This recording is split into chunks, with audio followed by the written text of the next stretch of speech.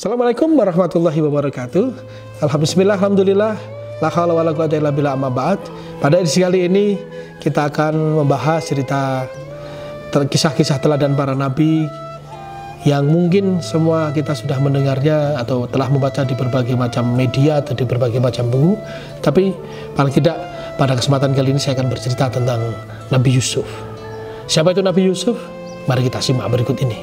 Nabi Yusuf adalah Nabi yang diistimewakan oleh Allah Subhanahu wa Ta'ala karena namanya diabadikan dalam Al-Quran dan diceritakan utuh dalam satu surat yang disebut dengan surat Yusuf. Surat Yusuf dalam Al-Quran, satu surat penuh membahas cerita tentang Nabi Yusuf beserta keluarganya. Nabi Yusuf memiliki 11 saudara. Dari anak Yakub, ada saudaranya bernama Bunyamin dan lain sebagainya. Lalu pada suatu hari Nabi Yusuf bermimpi bahwa dia melihat ahada asyara kaukaban wasyamsa wal qamara ra'ahum lisajidin. Dia bercerita pada suatu malam dia bermimpi bahwa dia melihat 11 bintang dan matahari dan bulan bersujud kepadanya. Lalu ayahandanya mengatakan, "Wahai anakku, jangan engkau ceritakan kisahmu ini atau mimpimu ini kepada saudara-saudaramu, karena nanti saudara-saudaramu akan iri dengan apa yang kamu ceritakan ini."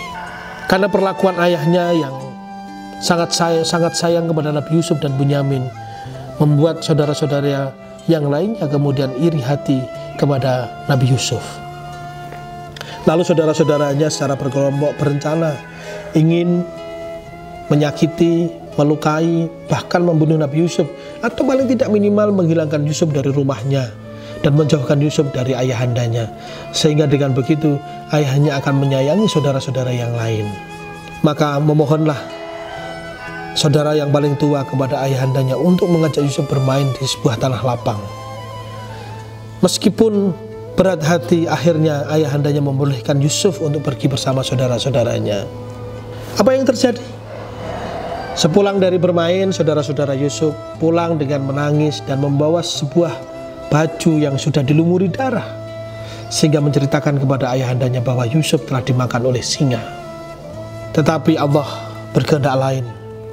Nabi Yusuf yang oleh saudara-saudaranya dikerjai lalu dibuang ke sebuah sumur, ditemukanlah oleh seorang musafir, oleh seorang kabilah yang kemudian membawanya ke Mesir.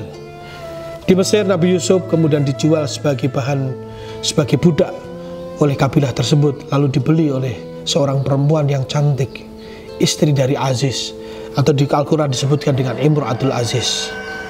Oleh Imra'atul Aziz atau yang kemudian kita kenal dengan sebutan Zulaikha, Nabi Yusuf dirawat hingga dewasa, sehingga sampai suatu hari Zulaikha tergoda oleh ketampanan dan kecakapan Nabi Yusuf. Digodalah Nabi Yusuf oleh majikannya sendiri, yaitu Zulaikha. Apa kata Yusuf? "Aku berlindung kepada Allah. Aku berlindung kepada Allah dari segala godaanmu." Maka Nabi Yusuf pun tidak bisa tertipu oleh godaannya Siti Zulaikha. Dari cerita ini bahwa iri, dengki, serta godaan wanita, tentu kita hanya berlindung kepada Allah Subhanahu wa Ta'ala.